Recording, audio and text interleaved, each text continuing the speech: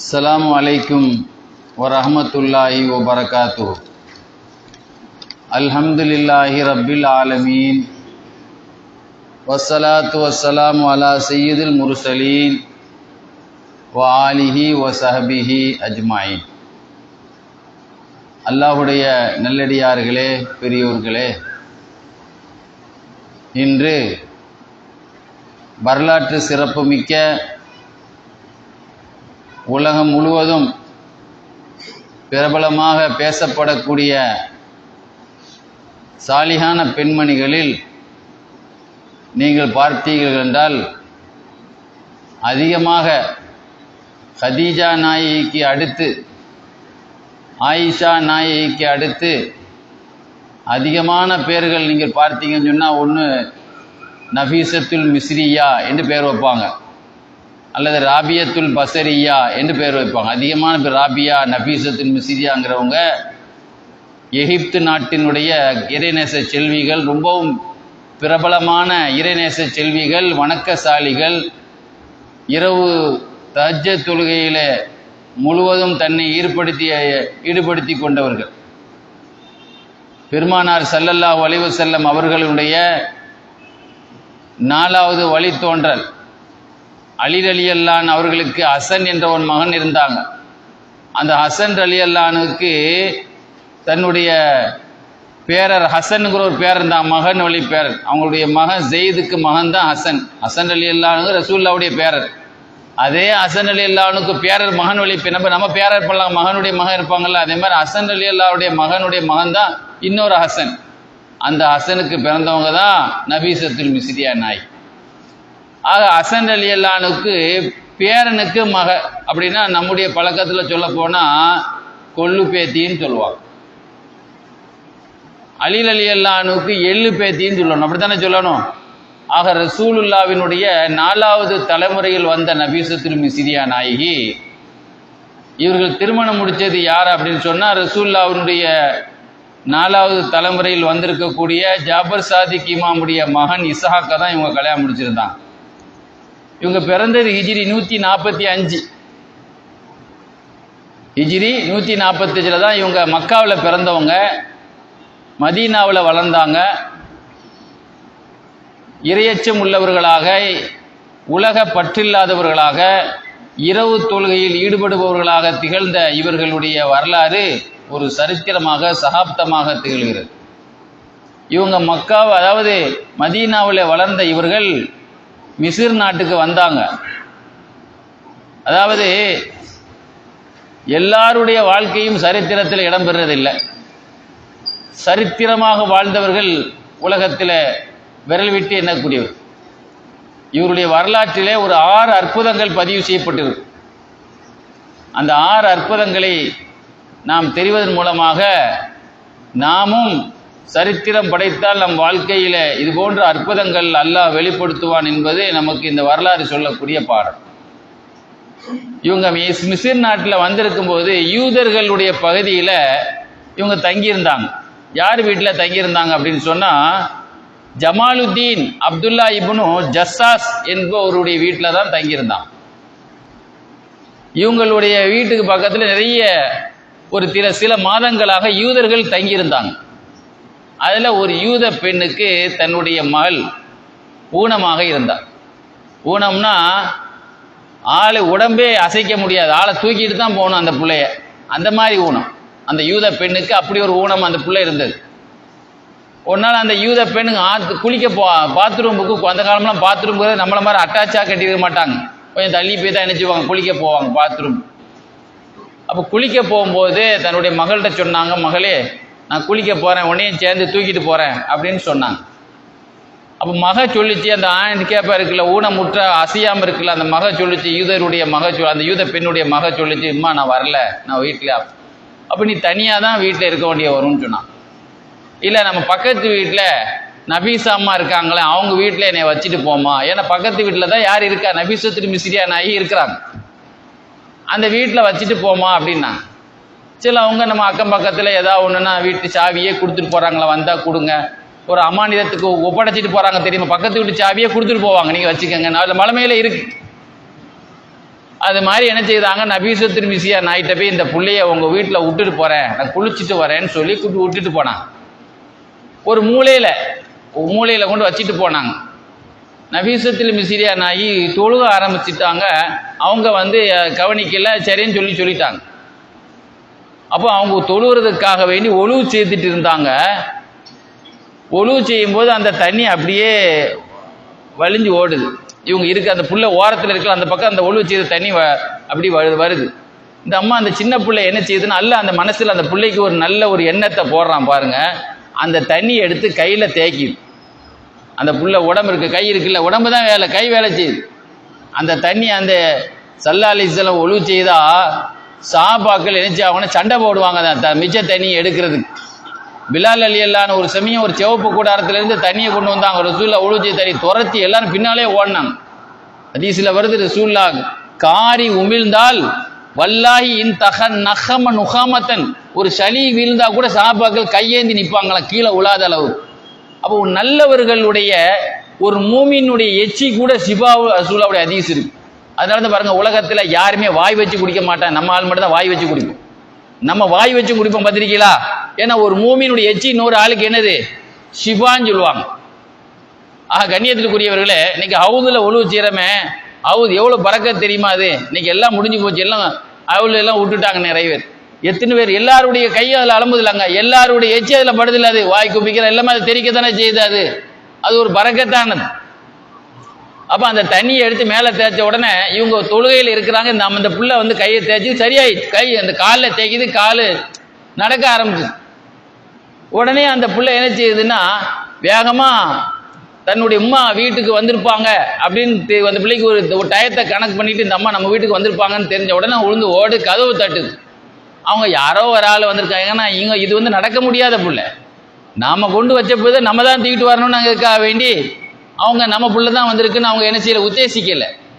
வேகமாக போய் கதவை தட்டிட்டு, கதவை திறக்கவும் சிந்திக்க கூட இல்லை, அப்படியே பின்னாலோடு கட்டி பிடிச்சிட்டு, யாருமா நீ யாரு அப்படின்னா, நான் உன் புள்ளதாம்மா வந்திருக்கேன். என் பிள்ளையா பார்த்து அவங்களுக்கு அதிர்ச்சியாக நடந்து இன்னைக்கு நான் கால் நடந்தபடி கதவை திறந்துருக்கு. அப்போதான் சொன்னாங்க, இந்த மாதிரி அவங்க ஒழுவு செய்த நபீசா நாயினுடைய ஒழுவு செய்த தண்ணியை நான் வச்சு மேலே தேய்ச்சேன், அல்ல எனக்கு இப்படி ஒரு சக்தியை தந்துட்டான் அப்படின்னு சொன்ன உடனே அந்த அம்மா அப்படியே அழுதுட்டு சொல்லிச்சு, அல்லாஹ்மே சத்தியமாக இதுதான் என்னது உண்மையான மார்க். அல்லாஹ் தஆலா இன்னைக்கு எத்தனையோ பேர்களுடைய தஞ்சை மன்னனுடைய அந்த நோய் குணப்படுத்துறதுக்கு தஞ்சையில் பாருங்க, நாகூர் ஷரீஃபில் 4 மினாராக்கள் கட்டப்பட்டிருக்கு, வரலாறு எழுதப்பட்டிருக்கும். அதை கட்டி கொடுத்தோம் ஒரு இந்து மன்னன். தஞ்சை ஆண்ட இந்து மன்னன் தான் அந்த 4 கோபுரத்தை கட்டி கொடுத்துருக்கான், ஜோம் இல்லாத நேரத்தில் அவனுக்கு குணம் கிடைத்த நேரத்தில் அப்படின்னு வரலாறு எழுதியிருப்பாங்க. அதனால தான் இன்னைக்கு இந்துக்கள் கூட்டம் அங்கே அதிகமாக இருக்கும், முஸ்லீம்களுக்கு ஈக்குவலாக அங்கே இந்துக்கள் கூட்டம் அங்கே அதிகமாக இருக்கும். ஆக அந்த அளவிற்கு அதனுடைய அந்த பாக்கியத்தை பெற்றவுடன் அவங்க சொன்னாங்களாம், வல்லாஹி அத்தீனு சஹி, இதுதான் உண்மையான மார்க்கம். ஆனால் ஒமா நகனும் அலைஹி மின தீ கபீஹுன், நாம் இருக்கிற மார்க்கம் உண்மையான மார்க்கம் இல்லாமா அப்படின்னு சொல்லிட்டு நேராக நபீசா நாய் வீட்டுக்கு போய், உம்துதி உங்கள் கையை நீட்டுக்க, நான் களிமா சொல்கிறேன், என் பிள்ளைக்கு அல்லாஹ் தஆலா இந்த மாதிரி ஷிஃபாவை கொடுத்துட்டான், நீங்கள் உழுவு செய்த தண்ணியை வச்சு உங்கள் கையை நீட்டுங்க, நான் களிமா சொல்கிறேன்னு அவங்க என்ன செய்யுது, களிமா சொன்ன உடனே அல்லாஹ்வுக்கு நன்றி செய்தாங்களாம். அல்லாஹ் இந்த பெண்ணுக்கு இதாயத்தை கொடுத்துட்டானே. அவங்களுக்கு தெரியவே செய்த அந்த நிகழ்ச்சி நடந்தது, அந்த பிள்ளை தண்ணியை வச்சு தேய்ச்சது, அந்த காலம் நடந்து போய் வீட்டுக்கு போனதெல்லாம் தெரியவே செய்யாது. திரும்ப நபீசா நாயை முடிச்சுட்டு திரும்ப அந்த அம்மா வீட்டுக்கு வரும்போது கணவருக்கு தெரியாது அந்த செய்தி. அந்த பிள்ளையினுடைய வாப்பா இருக்காரு, அவர் பேர் ஐயூப், அவருக்கு அந்த செய்தியே தெரியாது. அவர் ஒரு யூதர் தானே. வந்து பார்க்குறாரு, தன் புள்ள நடந்தபடி நிற்கிது. அதிர்ச்சியில் அவர் கையோடல காடு வச்ச நேரத்தில் சில பேர் அதிர்ச்சியில் பேச்சே நின்று போயிடும் பார்த்தீங்களா, சந்தோஷத்தினுடைய உச்சகட்டத்தில். என்ன நடக்குது, நம்ம பார்க்குறது கனவா, நம்ம புள்ள நடந்து வந்து நிற்குத அப்படின்னு சொல்லிட்டு அவர் உடனே என்ன செய்தாராம், தன்னுடைய பார்வையை வானத்தை நோக்கி உயர்த்தி, சுப்ஹானக்க ஹதைத்த மன் தஷாவ் வா அதுலழ்த்த மன் தஷாவ், ஆண்டவா நீ பரிசுத்தமானவன், நீ நினைச்ச ஆளுக்கு நேடு வழி காட்டுவ, நீ நினைச்ச ஆளுக்கு என்ன செய்ய வழி காட்டுவ, நினைச்ச ஆளுக்கு என்ன செய்வேன், என்ன நேரு வழியை கெடுக்க வைப்ப. வல்லாஹி ஆத தீனு சஹி, உண்மையிலே இதுதான் மார்க். நடக்க முடியாத ஒரு புள்ள, ஒரு இறைநேச செல்வி கைகால் கழுகுன அந்த தண்ணியை வச்சு என் புள்ள நடக்குதுன்னு சொன்னா உண்மையிலேயே அந்த பெண்ணுடைய மார்க்கம் தான் உண்மையான மார்க்கம்.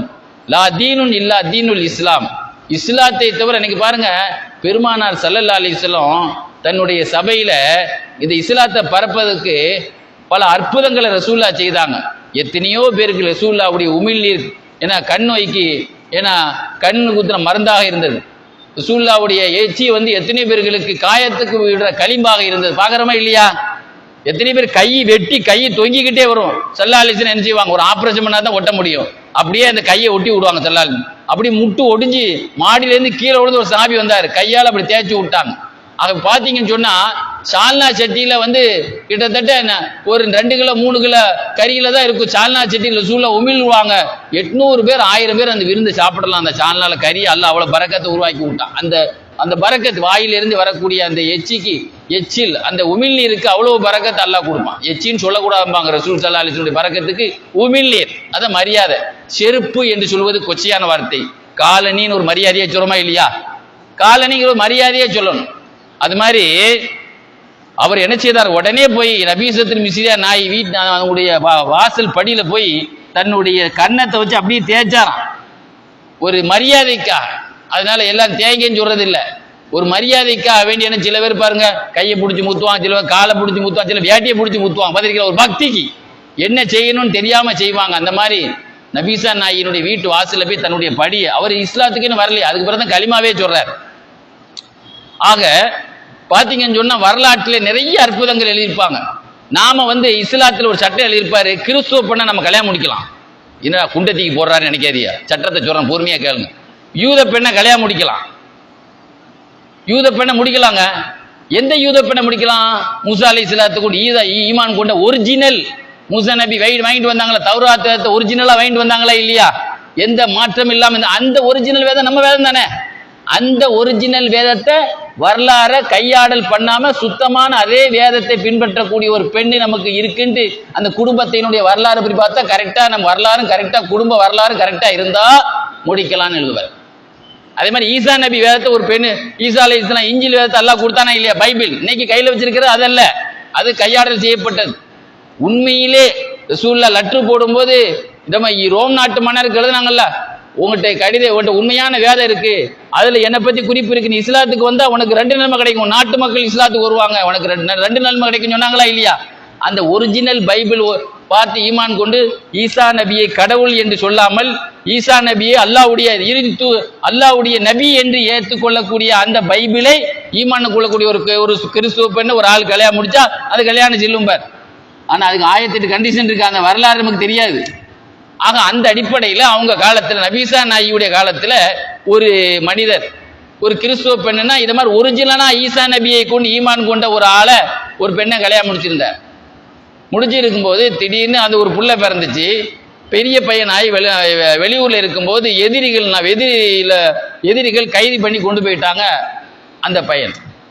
உடனே அந்த அம்மா சர்ச்சில் போய் அழுதுச்சு. ஏன்னா அந்த பெண் அது ஈசா நபி ஈமான் கொண்ட புள்ள தானே, அது ஈமான் கொண்ட புள்ள தானே, கிறிஸ்துவ பெண்ணு தானே. அழுதுச்சு, ஒன்றும் நடக்கல, என் புள்ள வரணும்னு. கடைசியில தன்னுடைய கணவர் முஸ்லீம்ல கணவர்கிட்ட சொல்லிச்சு, எங்க உங்களுக்கு மத்தியில நபீசான்னு ஒரு அம்மா இருக்குது, ஆமா, நீங்க அந்த அம்மாட்ட போய் துவா செய்ய சொல்லுங்களேன். அவங்கள்ட்ட சொன்ன உடனே அந்த அம்மா என்ன செய்தாங்க, நபீசா நாயி வணக்கம் செய்யக்கூடிய இடத்துல அந்த அவர் சொன்னார். அவங்க உடனே என்ன செய்தாங்க, துவா செய்தாங்க. துவா செய்துட்டு என்ன துவா செய்தாங்க. அவங்க துவா செய்தாங்க அப்படிங்கிற விஷயத்த போய் சொன்னார். அவங்கள்ட்ட போய் சொன்னேன், நம்ம உள்ள வர்றதுக்கு துவா செய்தாங்கன்னு சொன்னாங்க. அன்னைக்கு நைட்டே ஒரு ஆள் கதவு தட்டுற சத்தம் கேட்கு. யாருப்பா இது? உங்க மகன் தான் நிற்கிறார். யார் சொல்றா? எதிர்நாட்டிலே கைதியா பிடிக்கப்பட்ட மகன் தான், உங்க மகன் தான் நிற்கிறாமான்னு. எப்படிப்பா நீ வந்தேன்னு கேட்டான். அப்போ அவங்க சொன்னாங்க, என்ன நடந்ததுன்னு தெரியல, திடீர்னு எங்க கை கால்கள்லாம் விலங்கு போடப்பட்டதா இருந்துச்சு, அந்த விலங்கு அவுத்து விடுறமா இருந்துச்சு, ஏன்னா விலங்கை அவித்து விடுங்கள் ஒரு சவுண்டும் கேட்டுச்சு. அப்புறம் பார்க்குறேன், நான் நம்ம வீட்டு வாசல்ல தான் நிற்கிறேன் அப்படின்னா அந்த ஒரு மகன் சொல்றார். அப்போ துவாவுக்கு எவ்வளோ பெரிய பவர் இருக்கு பாருங்க. துவாங்கிறது இருக்க இன்னைக்கு பாருங்க, அமெரிக்காவில் அந்த ஏஞ்சல் நகரமா ஏதோ ஒரு நகரமா தீ பிடிச்சி எரியுது. என்ன நகரம்? ஏதோ நகரம் இங்கிலீஷும் வாயில வரமாட்டேங்க, அது ஒரு நகர் எரியுது. அவன் 400 வண்டியை வச்சு அணைச்சு பார்க்கறான், அணைய முடியுதா? 400 வண்டியை வச்சு தீயணைப்பு வண்டியை பிடிச்சி அணைக்க பார்க்கறான். அவன் நாட்டில் இருக்கிற தீயணைப்பு வீரர்களே கம்மி தான். எந்த நாட்டிலையுமே போலீஸ்கார் இருக்கிற அளவுக்கு தீயணைப்புங்கிறது என்னைக்கா நடக்கிற அசம்பாவிதம் தானே. அதுக்காக நிறைய பேர்லாம் வச்சிருக்க மாட்டான். எல்லா நாட்டையும் பாருங்க, ஏதாவது ஒரு வண்டி 2 வண்டி தான் இருக்கும். ஆனால் அல்லாஹ் பாருங்க, அவன் எத்தனை நாட்டுக்கு குண்டு போட்டு அணுகுண்டு போட்டான். ஜப்பானில் கொண்டு போட்டான், ஹிரோஷிமாவில் கொண்டு போட்டான். உலக போர் நடக்கும்போது இந்தியாவில் எத்தனை நாட்டில் கொண்டு போட்டான், எத்தனை குடும்பத்தை அழிச்சிருப்பான், எத்தனை இடத்துல தீ பிடிச்சி எரிஞ்சிருக்கும். இன்னைக்கு பாருங்க அல்லாஹ் தாலாவுடைய கோபப்பாறை வந்துருச்சுன்னு சொன்னால் எல்லாம் எரிய ஆரம்பிச்சு.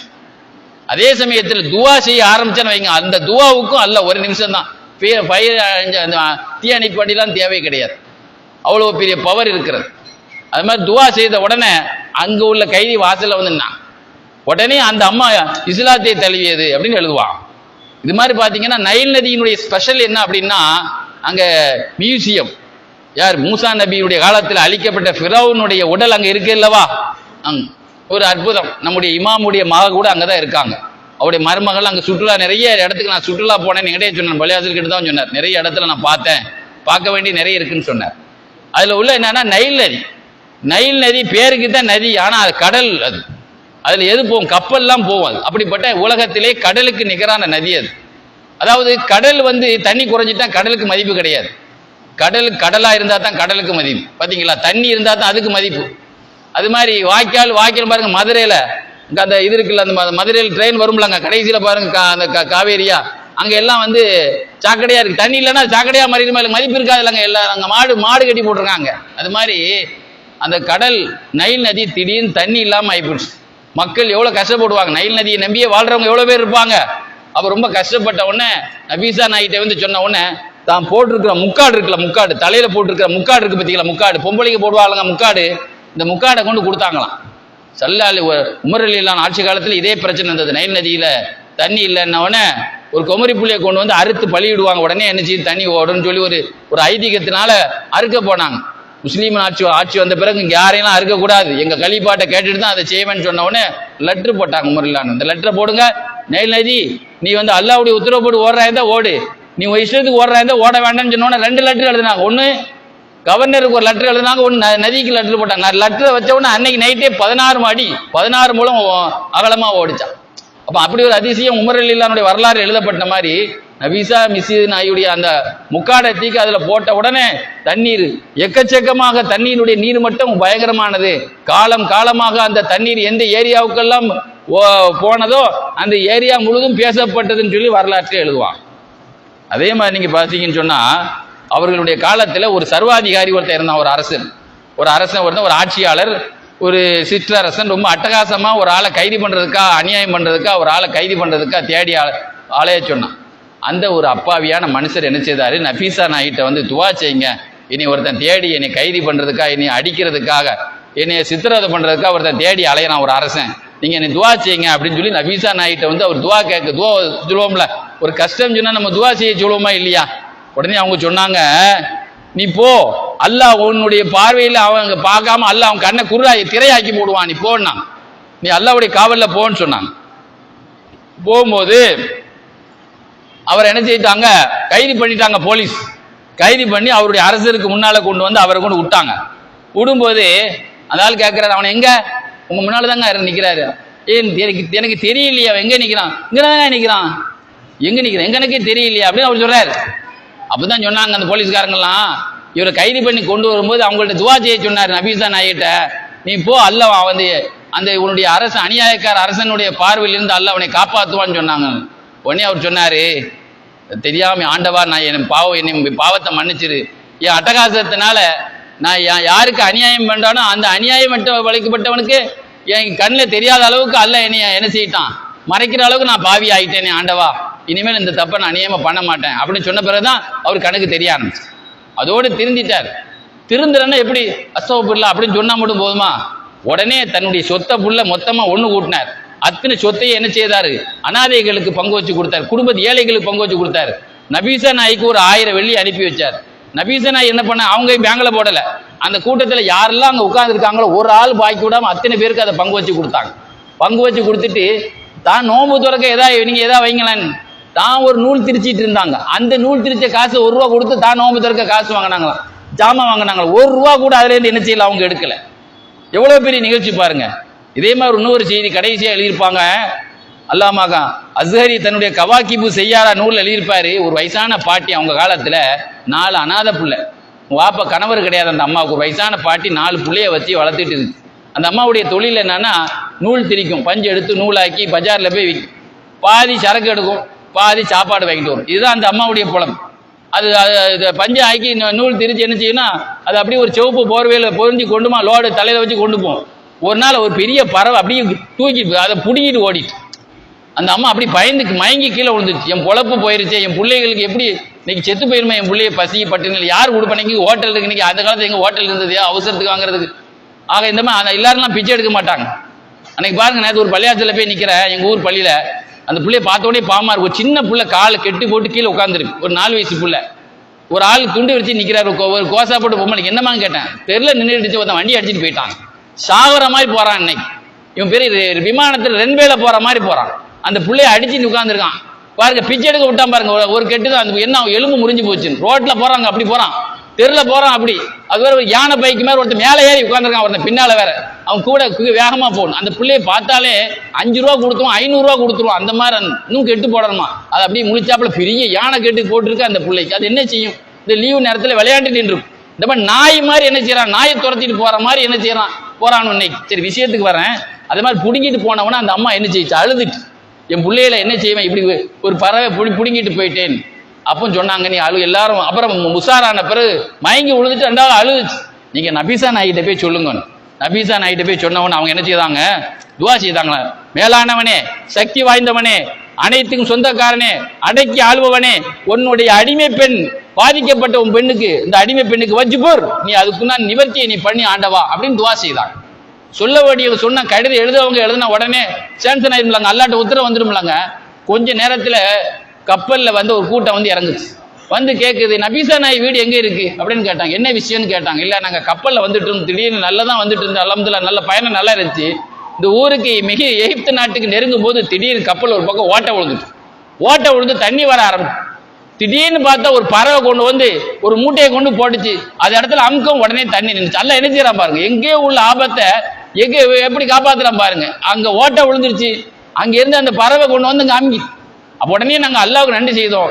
ஒரு 5 அதாவது ஒரு 500 தங்க காசை நன்றியாக நாம அல்லாஹ்வுக்கு தானம் செய்யணும் அப்படின்னு அவங்க விளங்கிட்டு. இது இவங்களுடைய துவா பறக்கத்தினால தான் நம்ம இப்ப மதீனாவுக்கு பக்கத்துல போறோம், ஒரு ஆபத்து ஏற்படுது, அப்படி சரியாது நம்ம நினைப்போம், ரசூலுல்லாஹ்வுடைய துவாவினால தான் அப்படின்னு தானே நம்ம நினைப்போம். அப்படிதான் நம்ம நினைப்போம், அப்படிதான் நினைப்போம். அப்ப அது மாதிரி அவங்க நினைக்க பெரியவங்க பக்கத்துல இந்த ஊர்ல இருக்க அவங்க துவாவினால தான் நல்லா ஆயிட்டு, அவங்களுக்கு போய் ஒரு அன்பளிப்பு கொடுப்போம், 500 தங்க காசு. அப்ப இயற்கையில அந்த அம்மா சொன்னாங்க, நபீசனை சொன்னா, ஏமா அங்கே உட்காரு, அல்லாஹ் ஏதாவது வழி தருவான். இந்த அம்மா அப்படியே பதறிட்டே இருந்துச்சு. கொஞ்ச நேரத்தில் அவர் வந்தாரு, இந்த மாதிரி விஷயத்த சொன்னார். உடனே அழுதுட்டாங்க. அல்லாஹ் எப்படிப்பட்ட ஒரு நிகழ்ச்சியை கொடுக்குறான் பாருங்க. அம்மா இஜீபுல் முல்தர்ர இதா தாஹு வ யக்ஷிஃபு சூஅ. அல்லாஹ் குர்ஆன்ல கேக்குறான், எவன்டா உனக்கு கஷ்டத்துல இருந்து காப்பாத்துறது யாரு? ஆபத்துல டாக்டரே ஒண்ணு இல்ல, துட்டில வெளியே போ, டாக்டரே வெளியே போன நினைப்பிற கூட கடைசியில் நம்ம தகச்சத்துல இருந்து அழுகிற நேரத்துல நம்முடைய ரிப்போர்ட் நல்ல கெட்ட ரிப்போர்ட் திடீர்னு செக்கப்ல நல்ல ரிப்போர்ட் ஆகுது பாத்தீங்களா, அதுதான் அல்லாஹ்வுடைய.